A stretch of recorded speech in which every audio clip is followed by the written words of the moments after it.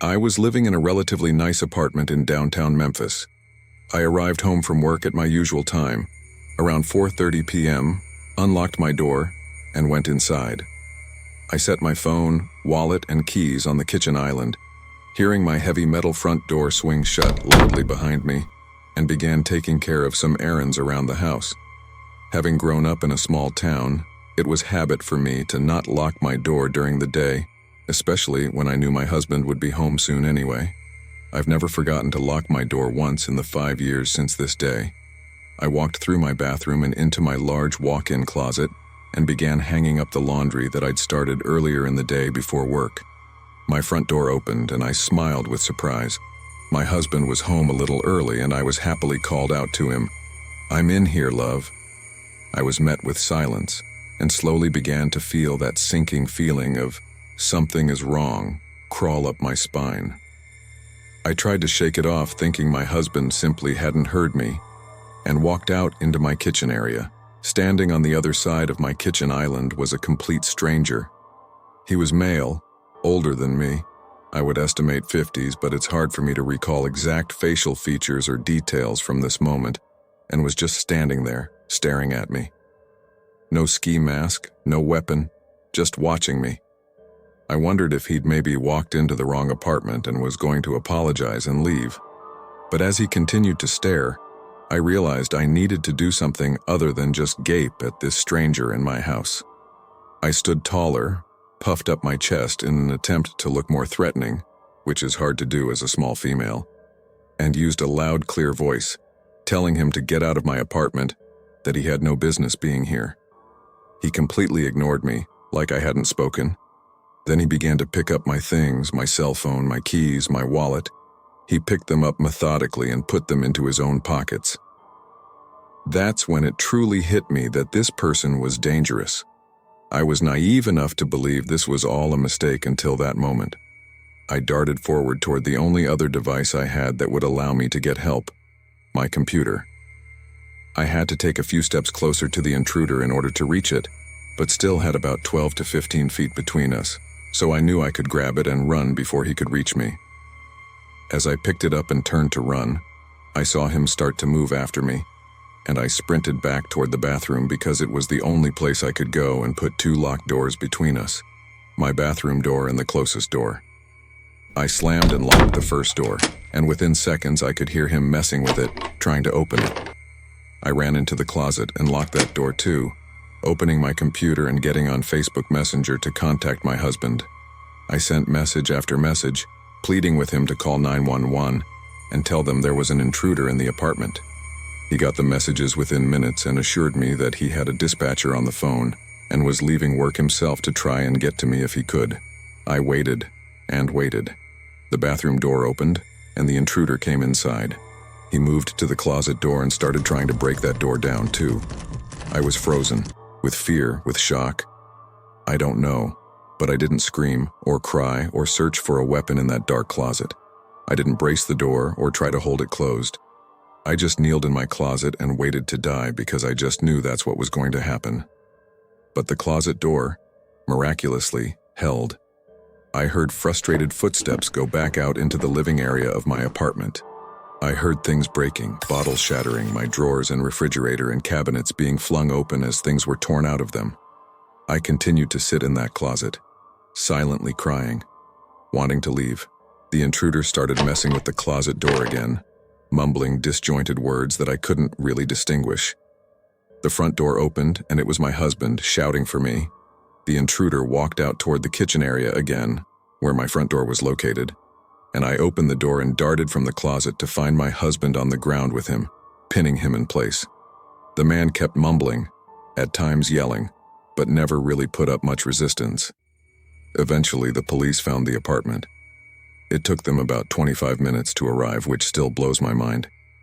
They got my things back from the man and took him out of my apartment. I numbly went through the process of filing a police report telling them what happened. One of the officers commented that I should really keep my door locked at all times. Within 30 minutes, the scariest incident of my life was over, but I've carried the fear, the violation, the anxiety of having someone intrude into my space for years. If it happened to me once, It could happen again.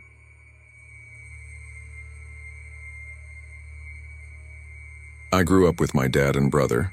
My mom died when I was 10. I was 13 at this point, and my brother was 16 and was out with friends. I used to go out until late at night drinking on the park with friends.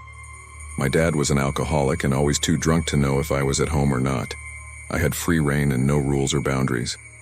My dad used to invite random alcoholic drug-using strangers into the house. Often, when I came home, these strangers and my dad would be passed out, asleep from too much alcohol, or they would barely notice I was there, and I'd go straight to my room. One day, I'd come back from being out with friends. It was the early hours. I walked through the living room to go upstairs to my room, and my dad was asleep on the armchair. The guy he'd brought back was around mid-50s. I didn't recognize him. He looked at me and something was off about him. He smiled and stared and tried to start a conversation with me, but I was keen to get to my bedroom. I went upstairs and got my pajamas on for bed and then dashed to use the bathroom. As I was walking to the bathroom, he said to me, "You look nice in those pajamas," and he was smiling at me and creeping me out. I went back to my room instead of using the bathroom, and I shut the door behind me. I had a lock on my bedroom door, and I used that. He was then trying to open my bedroom door, and I was so scared because I knew something was off and that he had bad intentions. I dragged my bed across my room to block the door for in case he barged it open and broke the lock. He's knocking on the door. I'm just trying to say hello, don't be so rude, open the door. I'm not responding, I'm panicking. The bed is blocking the door and it's still locked, and I can hear him pushing against the door, trying to get inside.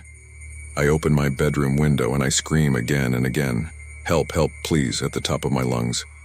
What I later found out was that my neighbor heard me and, knowing my dad was an alcoholic, was assuming something had happened to him.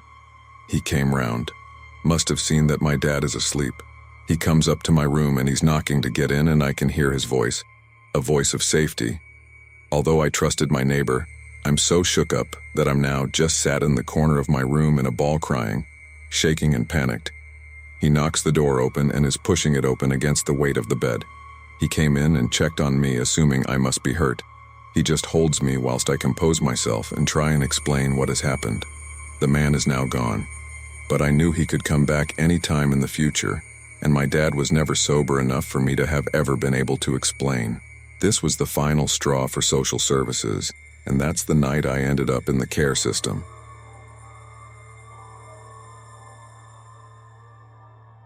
So a couple of months ago, my family of 4, plus 2 dogs, and I moved from a village to a small old farmhouse. The new house is a 10-minute drive from the nearest town, so it's not too far away, but it's one of only 2 houses in the area. On weekends, I stay home unbothered until around evening when my parents get home or my brother wakes up. On this particular weekend, my parents decided that after work, they were going to visit a friend's house on the other side of the area. My brother was at home, but he was determined to stay asleep and told me not to bother him under any circumstances. Around 6 in the afternoon, it was already getting dark outside. Not so dark that you couldn't see anything, but dark enough that anything you could see was basically just a silhouette with vague features. I was watching YouTube in my room upstairs when I saw the headlights of a car slowly making its way down the very long road towards our house. My first thought was that something was wrong, but then I realized the car was probably for the one other house next to ours, whose occupants were just moving out and coming to collect their stuff or something. Due to me not thinking much of the car, I just continued watching YouTube. Not even 2 minutes later, I heard my youngest dog sounding off downstairs. I instantly got the worst vibe I have felt in a long time, so I decided the best course of action would be to go downstairs and investigate what was causing my dog to bark. Since no one had been downstairs since the morning, all of the lights were turned off, and it was dark apart from a few lamps in the living room. When I got downstairs, I looked to see where the dog was barking out the window.